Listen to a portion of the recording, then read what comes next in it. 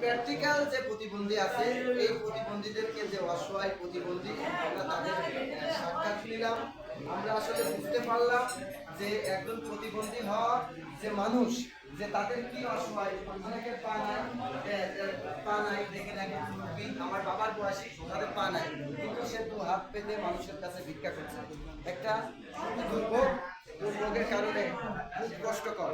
আমরা জানাবো যাতে যাতে খুবই দ্রুতভাবে ভাতা ব্যবস্থা করা হয়, তাদের পুনর্বাসন ব্যবস্থা করা হয়, চিকিৎসা ব্যবস্থা করা হয়। এইসব বিষয় নিয়ে আমরা মানবাধিকার একটা উদ্যোগ নিয়েছি। আজকে আমি এইখানেই আজকে আমাদের এই প্রোগ্রাম এবং এদের শিক্ষাটা আমরা শেষ করছি। এবং আমি আর একটা প্রতিবন্ধী ভাই বৃষ্টি এবং প্রতিবন্ধী তাদের আপনার শুনেন। আপনার নাম কি? আপনার আপনার গ্রামের বাড়ি কোথায়? আপনি বিয়ে করছেন? সারাদিন কি আপনি ভিক্ষাই করেন?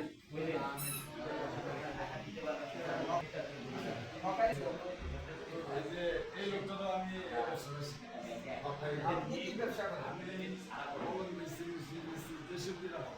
আপনি দেখেন একদম প্রতিবন্ধী হয়ে তারপরে সে ভিক্ষা করে না এবং সে হকারিগিরি করে। হকারিগিরি করে আপনি তার সে প্রতিবন্ধী দেখেন, একটা তার দুইটা হাত, একটা হাত কিন্তু একদম অকাজ এবং সে তার পাও কিন্তু অকাজের কারণে সে কিন্তু ভিক্ষা না পেতে সে কর্ম করছে এবং হকারি করে সারাদিন কত টাকা ইনকাম করে? 500-700 টাকা ইনকাম করেন। আপনার বউ বাচ্চা কত? এই যে 500-700 টাকা দিয়ে আপনি ঘর ভাড়া দিয়ে থাকেন?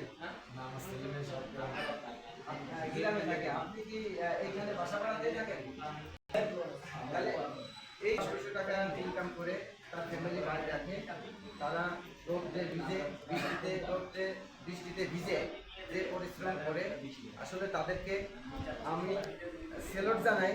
কেন আমি একজন সুস্থ মানুষ হয়ে আমি রোদে বৃষ্টিতে ভিজতে পারি না, এবং তারা অসুস্থ হয়েও রোদে বৃষ্টিতে ভিজে টাকা ইনকাম করে তাদের ফ্যামিলিকে খাওয়ায়, বাচ্চাকে লেখাপড়া শেখায় এবং তাদেরকে জানাই শ্রদ্ধা ও ভালোবাসা।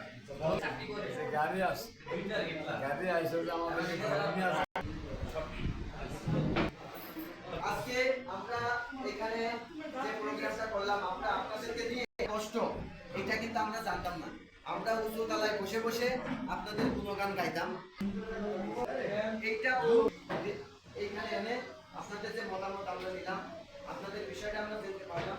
আমরা চেষ্টা করব যেন সারা বাংলাদেশের মানুষ এবং সমাজ সেবক, এই অন্তর্ভুক্ত সরকার আছে, উপদেষ্টারা আছে, তারা যেন তাদের কাছে আমরা দাবি করব, আমাদের এই আন্তর্জাতিক মানবাধিকারের মাধ্যমে দাবি করব যাতে এই বাংলাদেশের যারা অসহায় আছে, যারা প্রতিবন্ধী আছে, দৃষ্টি প্রতিবন্ধী আছে, এদেরকে যেন রাষ্ট্র ঠিক মতো এদের যে মাসিক একটা ভাতা 800 টাকা দেওয়ার বদলে 5000 টাকার উপরে দেওয়া এবং তাদের বিনামূল্যে বাড়ি করে দেওয়া এবং বিনামূল্য চিকিৎসা করবে এটা রাষ্ট্র নিবে, এরকম একটা কাঠামো আমরা চেষ্টা করব আপনাদের মাধ্যমে।